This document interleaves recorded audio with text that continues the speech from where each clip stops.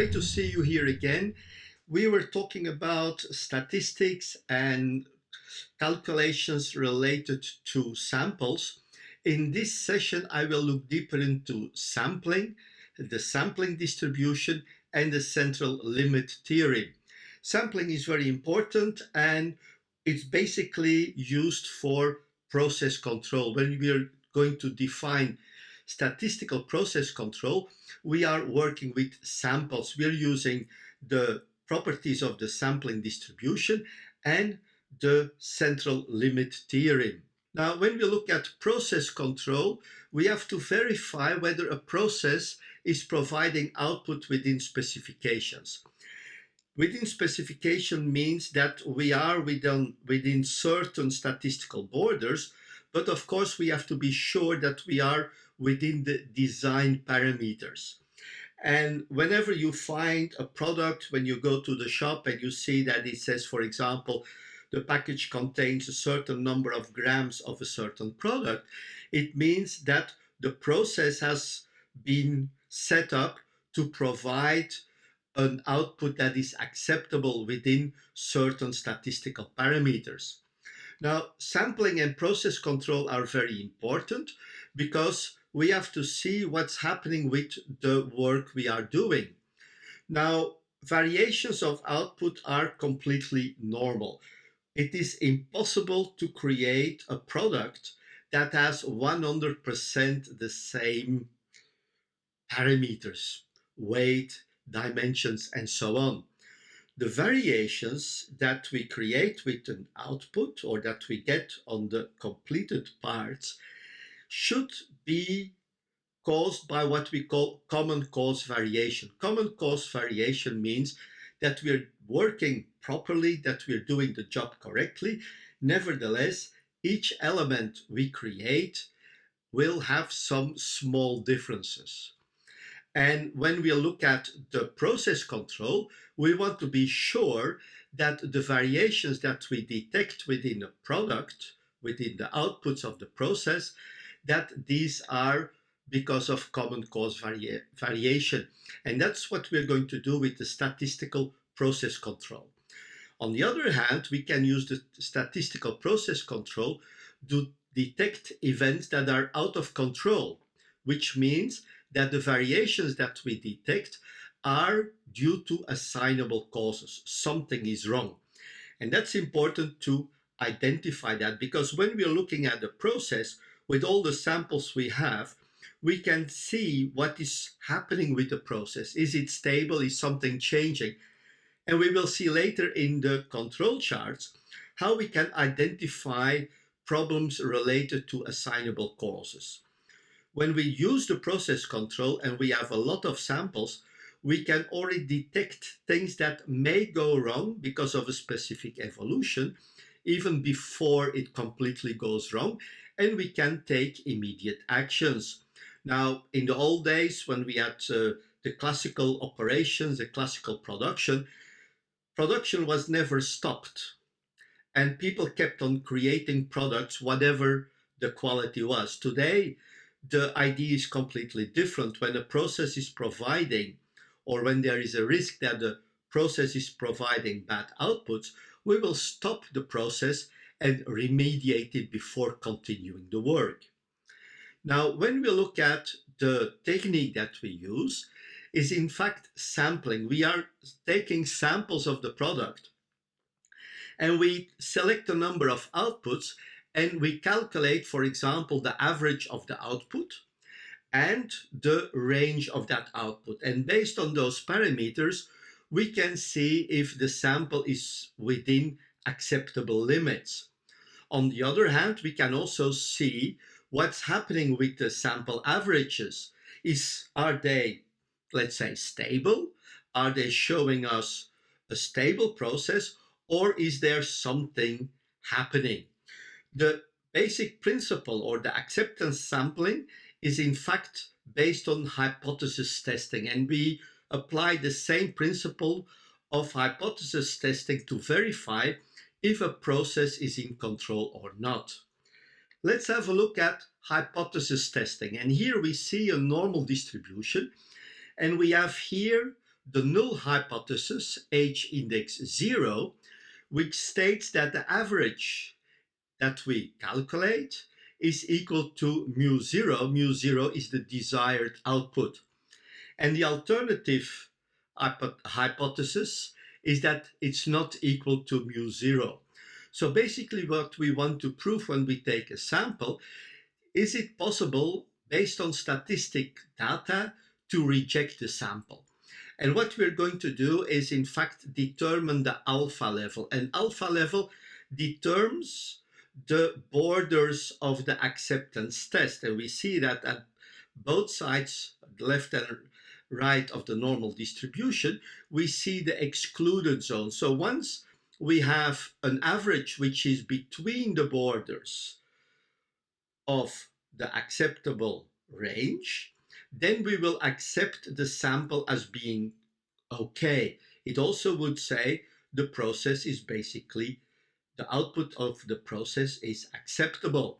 Now, there are different types of hypothesis testing, but typically here we're using this form of hypothesis testing to verify a specific parameter.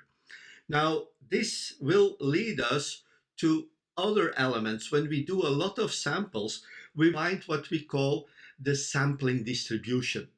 And basically, the sampling distribution is constructed using from all the samples that we've taken from the population of the production. So we take samples at a certain time, and those samples are a very important element in the process control and acceptance sampling. So for acceptance sampling, when you get goods into your factory, you can do some hypothesis testing, acceptance sampling on the products to be sure that the delivery is according to standards. On the other hand, you can use the samples to verify if the process is in control or not. When we accept goods and services and evaluate processes, we have to select the number of samples, or the sample size basically. We take samples at regular intervals, but the higher sample size we take, the better results we will get. And there we have to find a compromise between cost and efficiency. We take all those samples and we have to verify that each sample complies with the hypothesis testing, that we can accept the null hypothesis. Now, when we look at that, we take those samples in process control and we create a new distribution. And we create a new distribution, which is in fact the sampling distribution.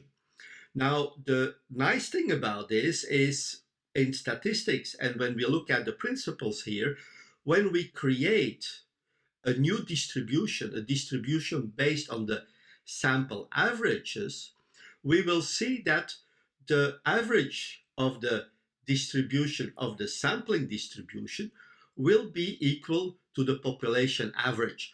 So basically, by taking all those samples, those random samples that we take, when we put them in a distribution, we calculate the average, and that average is equal to the population average, which is a wonderful property, and it's the basis of the statistical process control. The other element, and we'll look into that in the next slide, when we look at the central limit theorem, we see also that the standard deviation of the sampling distribution is lower than the population distribution, and there is a proportionality with the sample size.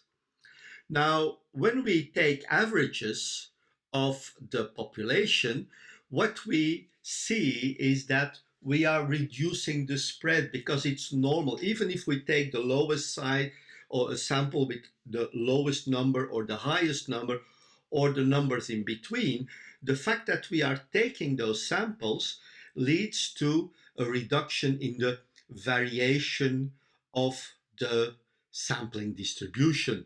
We've seen that before in the graph of the central limit theorem. I'm not going to repeat the graph, but let's go back, or let's go to the next and have a look what the central limit theorem is about and how we will use it in statistical process control.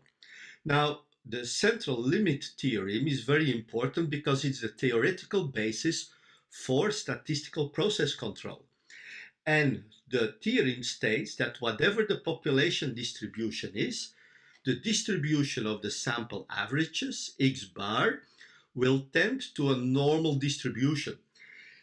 And this is very beautiful because whatever distribution we have, we don't have to know the real distribution of the population because we know when we take those samples, it will tend to a normal distribution. So we can use the properties of a normal distribution in this study. And when we are creating the statistical process charts, we can in fact use the properties of the normal distribution. The element here is, of course, when the original distribution is closer to a normal distribution, we will get a normal distribution or a sample, the sampling distribution will be normal faster than when we have a distribution which is far away from the normal distribution. Nevertheless, we will see when we have a nice sample size, for example, 5 or 7 items, and when we have enough samples, it doesn't matter what the original distribution is, it will always tend to a normal distribution. Now, when we look at the central limit theorem, it states that the mean of the distribution of the sample averages, x bar, it's called x double bar, and it will be equal to the mean of the overall population mu.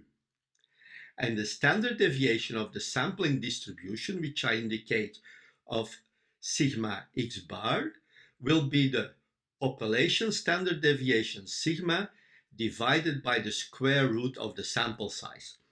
Basically, we can use following formulas. We can say that x double bar, or the average of the sample distribution, is equal to the population average, and the standard deviation of the sampling distribution is equal to the standard deviation of the population divided by the square root of n being the sample size. So basically, when we're going to look into the statistical process control, we will use these data, we will use the properties of the central limit theorem to create the control charts.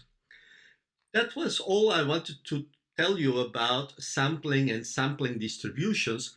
If you want to know more about this, you can find a lot more in courses related to statistics. It's not the goal here to give you the statistical basis. I'm just showing you what the elements are that we will be using to create those control charts. In the next session, we will continue and we will look at the type 1 and type 2 errors that we can have when we are looking at the samples, what decisions we make, what type of errors we can have, and how these errors are influenced by our decisions.